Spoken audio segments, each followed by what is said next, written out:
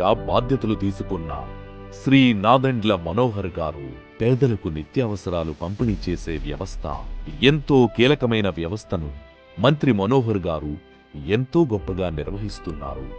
బాధ్యతలు చేపట్టిన రోజు నుండి ఎప్పటికప్పుడు నిత్యావసరాల ధరలు పెరగకుండా చర్యలు తీసుకున్నారు. పెరిగిన వివిధ నిత్యావసరాల ధరలను 5 సార్లు తగ్గించి ప్రజలకు ఎంతో మేలు చేశారు. మార్కెట్లు, రేషన్ షాపులు స్వయంగా తనిఖీ చేస్తూ ఎక్కడ అక్రమాలు జరగకుండా చర్యలు తీసుకుంటున్నారు.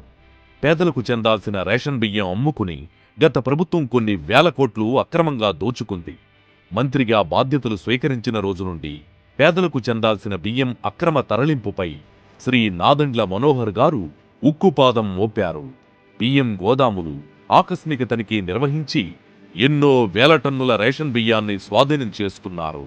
ఎంతటి వారైనా లెక్క చేయకుండా పేదల బియ్యం దోచుకున్న మాజీ మంత్రి కుటుంబంపై, గత ప్రభుత్వంలో కీలకంగా ఉన్న వ్యక్తులపై కేసులు నమోదు చేశారు. కాకినాడ పోర్టు ద్వారా విదేశాలకు రేషన్ బియ్యం తరలింపుపై ఉప ముఖ్యమంత్రి శ్రీ పవన్ కళ్యాణ్ గారితో కలిసి వెళ్లి అక్కడున్న నౌకను స్వాధీనం చేసుకుని 2384 టన్నుల బియ్యం స్వాధీనం చేసుకున్నారు.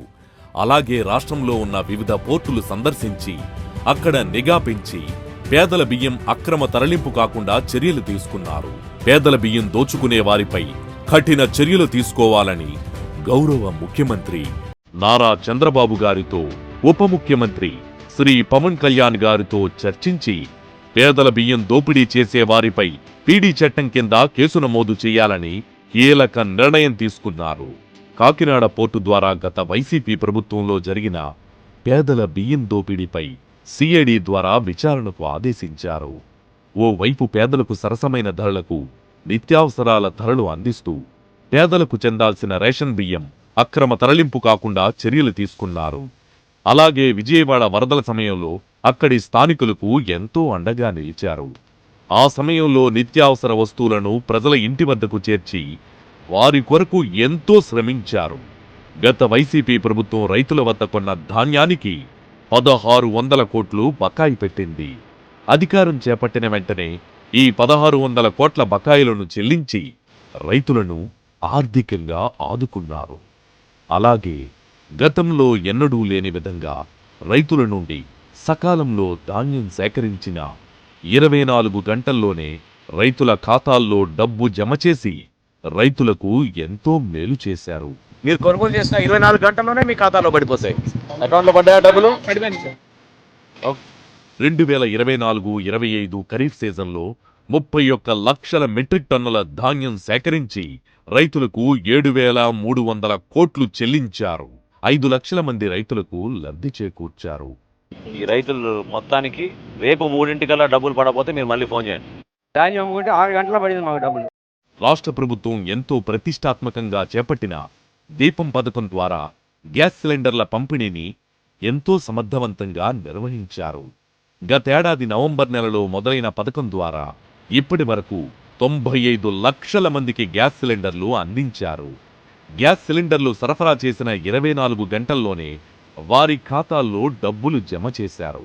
గత 5 ఏళ్లలో వైసీపీ ప్రభుత్వం పౌర సరఫరాల శాఖను నిర్వీర్యం చేసి కేవలం ఏడాదికి సగటున 1900 కోట్లు ఖర్చు చేస్తే కేవలం 2024-25 ఆర్థిక సంవత్సరంలో పౌర సరఫరాల కొరకు 9000 కోట్లు ఖర్చు చేశారు.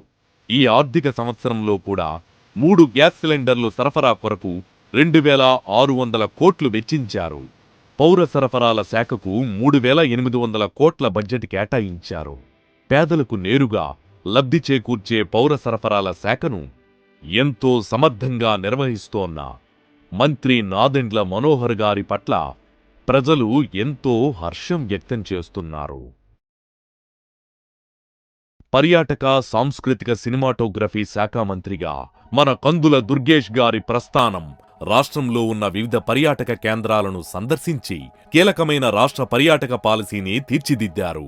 కీలకమైన ఈ పాలసీ ద్వారా సర్క్యూట్స్ అభివృద్ధి చేయడానికి సంకల్పించి పర్యాటక రంగంలో పెట్టుబడులు రాబడుతున్నారు.